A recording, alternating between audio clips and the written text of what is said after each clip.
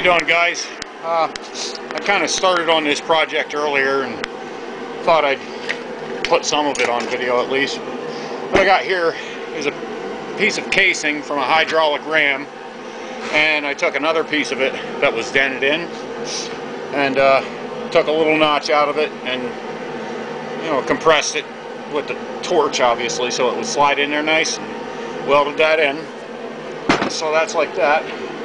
Then I got a chunk of metal. This is a hockey puck of the future.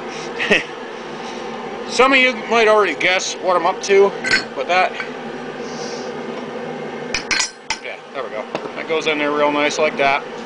And I'm going to come through the sides in 3 points, drill and tap, and then there will be set screws holding this into position to keep it from rotating. There will be a hole drilled through there. And I'm working on some other bits and pieces right now. But so far, this is what I got.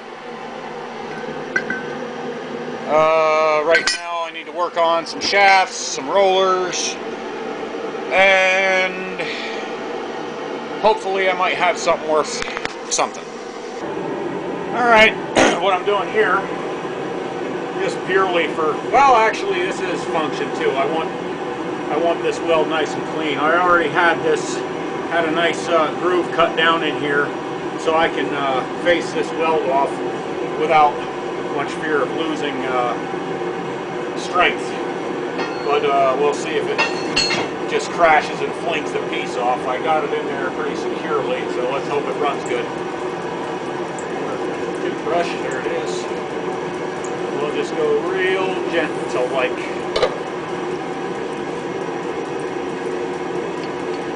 Okay, there we're just barely touching the spot. And just a hair. Lock the carriage and see what happens. Okay, it's cutting. This is very touch and go right here.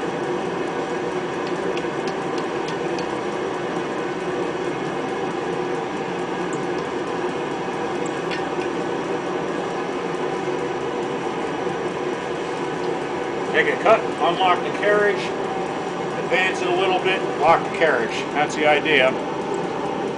So hopefully it don't fling off the chuck. Alright, I got this nice and faced off here. It's a little bit of a rough finish, and you can see there's some little hollows here, but that won't hurt anything because the majority of this is nice and flat. So now what I'm going to do, I'm just going to speed it up a bit and break this edge. Hopefully not break my arm. This is just a junk file, but they're handy because they work for doing that. And I might not be a professional, but it doesn't hurt to put a little polish now and then if you can.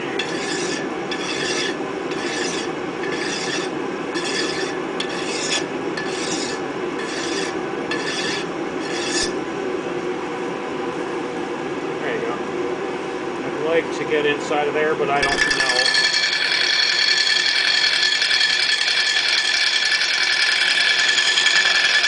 Another reason why junk files are handy, you can just beat the crap out of them.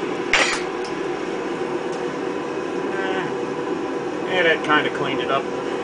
Mainly this outside edge is what I was worried about. Okay. Okay, now I have swapped the 3-jaw for the 4-jaw chuck because I want a pretty good degree of accuracy on this. And one little shortcut, it's not exact and perfect, but you can get it goddamn close. You run your cutter right up to the edge right here so you can look down through the gap. Sort of like right down in between the cutter and the piece. And you can see in relative whatever, how close the piece is to the cutter. And you can kind of shift it around accordingly, and you can get it damn close. Right now, I'm within 3/1000ths of an inch, and that'll do for what I need. I mean, of course, with any shortcut, you might be sacrificing. I could get it even closer than that. And what the hell, let's just give it a try, just for the hell of it. If I can see some run out, I might as well try to deal with it.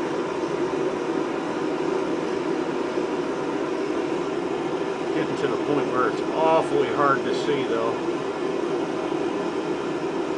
Tell you what we'll do. Just run it up till it rubs just a little bit. And look for those rub marks. Can't even see them. Alright, run it in a little tighter maybe. There we go. Alright.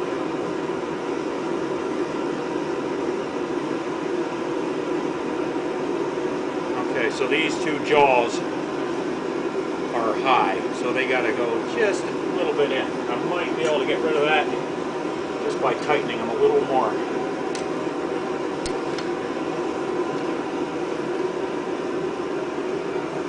Now it's still just barely dragging. Boy, is that thing ever close. And I could get the dial out and see. Try that.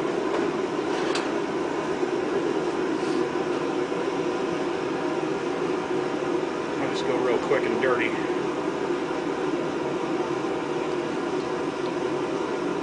Kind of brace it against something or other.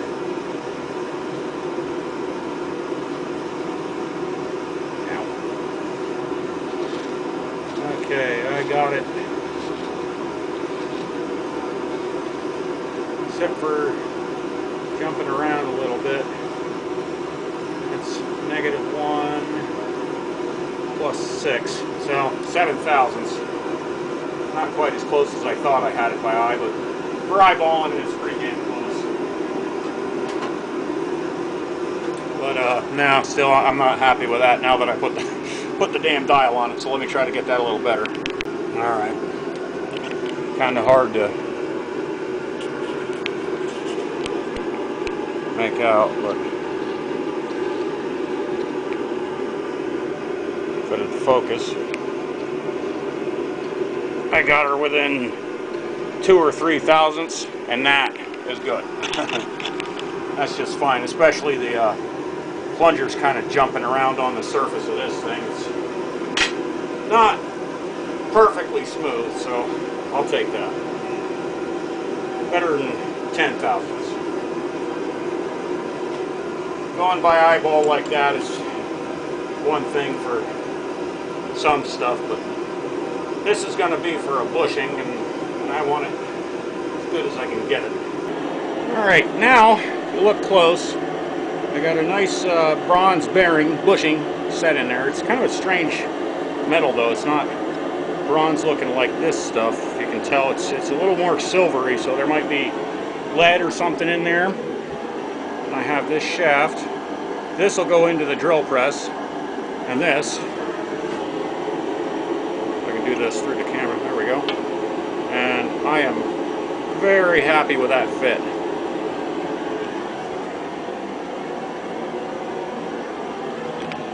Let's see if we can get a little action on the camera.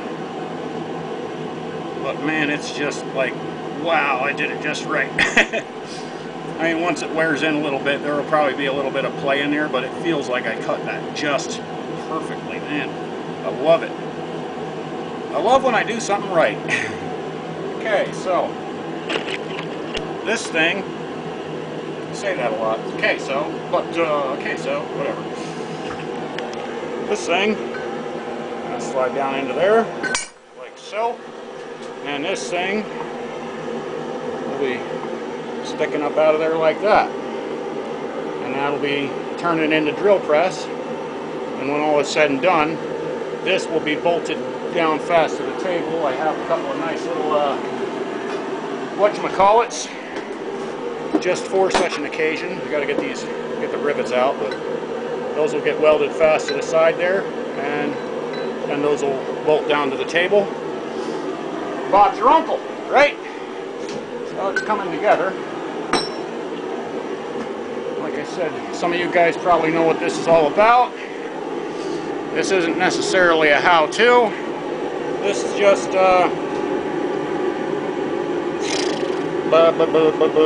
me doing it how I do it. Boy, that came out nice, so. Alright, I'll get more when I got something worth showing again. I say that a lot too, don't I? Has there ever been anything yet worth showing? I don't know. Alright, now I'm making the rollers. And what I'm doing, I have my cutter turned on its side and kind of angled inward just a little bit. And what I'm doing is just running the tool post in just till it's dragging. Then a little bit more, roll the carriage back. And that's making a pretty good groove. So every picture of these type I've seen, they always have notches in the rollers. And I could probably buzz them in there with the grinder or something else. This just seems like a neat way to do it. I don't think it's really abusive on the machine, so, and it's working out pretty good. It's kind of hard to see, but once I get them all done, I'll show the result. And also, I'm locking the chuck in place as I do it. I don't know, maybe you can see that notch there. It's not too deep, maybe about 20 thousandths. But I think it's mainly for just to keep the rollers from slipping over the stuff. I don't know. I'm not sure exactly what the purpose is, but I'm going to try and get them in there anyhow. See if I can just take it in one shot. Oh yeah, I can. Yeah. Well, no, not exactly.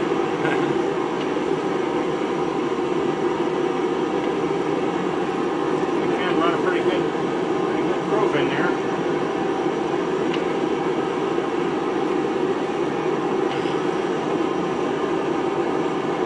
Alright, well, that's that. I'll show you when I get done.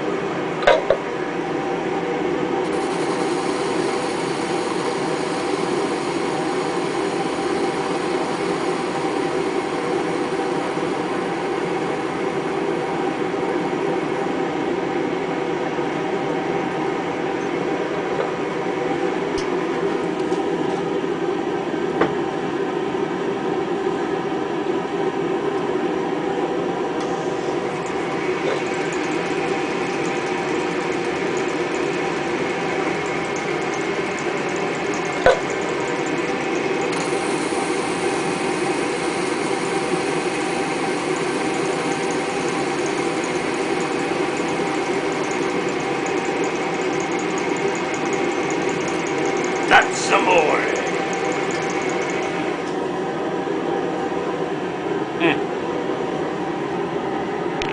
Okay, a little further along now.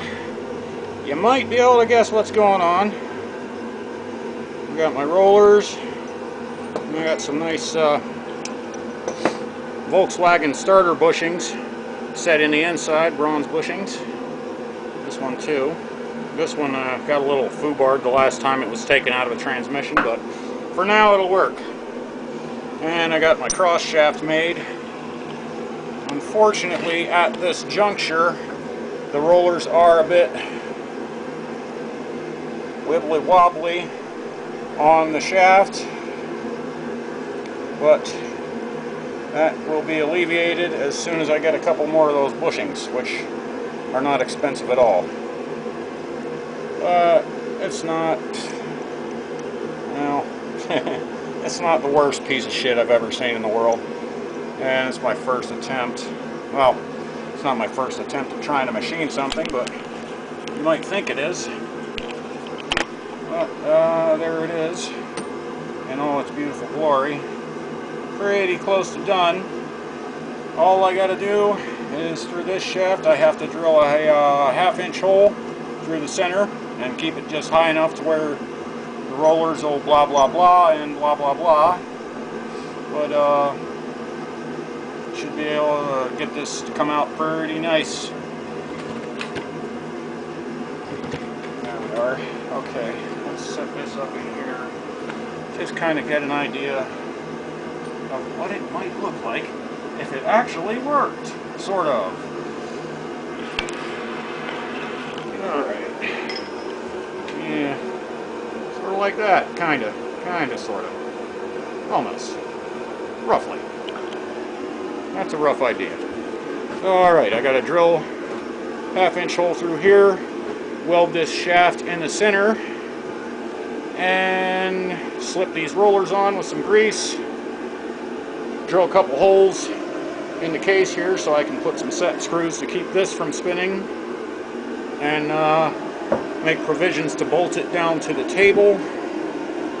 I don't know if I'll do that like permanent like, or maybe just do some C-clamp action type of stuff, because I don't know what's going to change and what's going to stay.